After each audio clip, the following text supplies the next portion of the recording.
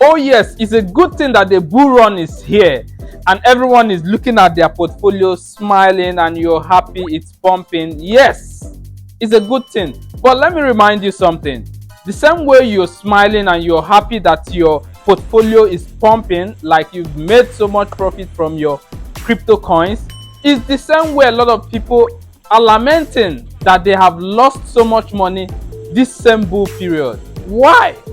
It's because of the kind of projects they invested their coins or they invested their money. So what am I trying to say?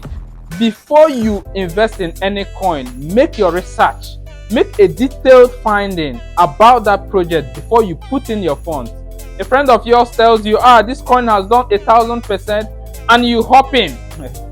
They're going to use you for liquidity, trust me. The bull run is here, and if you want more information, follow Probaba FX on all socials. On YouTube, Probaba FX TV. And you also find out some content that talks about cryptocurrency, and I also mentioned some coins that have done over 100%, 200%, which I am holding in my portfolio. So guys, this is just for educational purpose. What are you waiting for? Let's milk it.